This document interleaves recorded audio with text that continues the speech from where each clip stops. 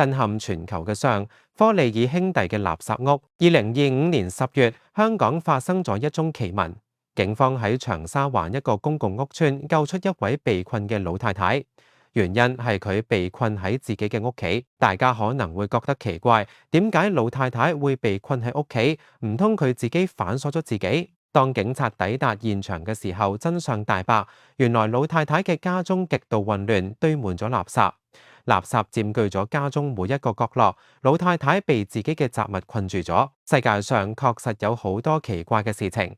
提到著名嘅垃圾屋，就不得不提到美國1947年嘅科利爾兄弟哥哥，名叫河馬，弟弟名叫蘭利。呢兩兄弟出身富裕家庭，河馬係一名律師，蘭利則係著名嘅鋼琴家，一家人過住幸福快樂嘅生活。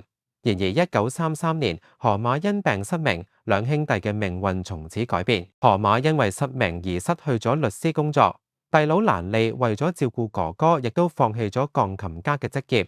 兩兄弟從此匿埋喺屋企，鮮少外出。漸漸咁，關於呢一對兄弟嘅各種傳聞喺鄰居間流傳，大家除咗覺得佢哋怪異之外，更好奇佢哋點解會自我孤立，獨自喺屋企生活。當時紐約治安不佳，有爛蘋果之稱。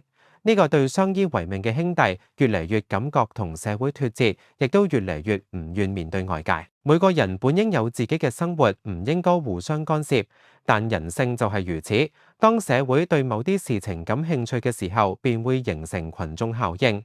當時有人開始騷擾呢一對兄弟，甚至闖入佢哋嘅屋企。為咗防止入侵，兄弟兩個設置咗各種陷阱，情況就好似電影《小鬼當家》中小男孩對抗兩名盜賊嘅時候設置嘅機關一樣。然而佢哋嘅怪異行為反而引起更多人嘅興趣，雙方展開激烈嘅攻防戰。然而呢個故事喺1947年3月21日畫下句點。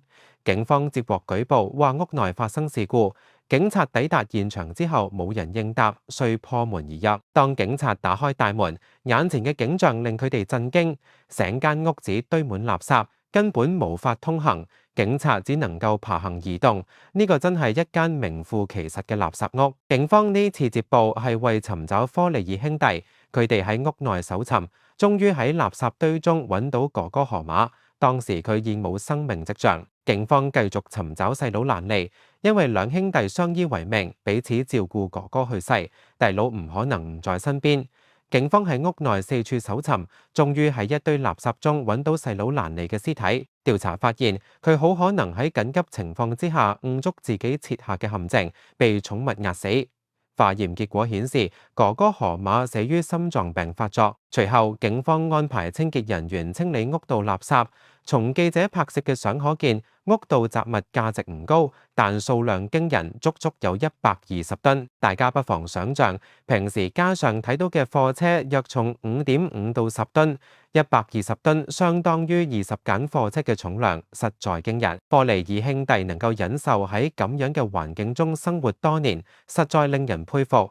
更厲害嘅係佢哋徹底同社會脫節，活在自己嘅世界裏面。不過大家唔好以為呢一對兄弟係孤例，佢哋嘅故事之所以引人注目，係因為曲折離奇。喺日本有一個詞叫啃老族，指年輕人匿喺屋企唔願工作，只係顧打遊戲，生活全靠父母供應，對社會同家庭冇貢獻。呢種現象嘅原因在於現代社會競爭激烈，好多年輕人睇唔到出路，覺得有希望嘅崗位已經被他人佔據，逐漸失去信心，選擇放棄依賴父母。筆者認為呢種情況確實越嚟越嚴重。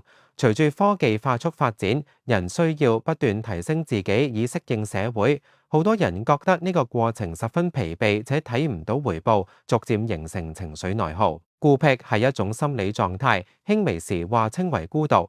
而孤獨嘅危害相當於每日吸15支香煙。英國政府早年為應對孤獨帶嚟嘅負面影響，設立咗孤獨大臣一職。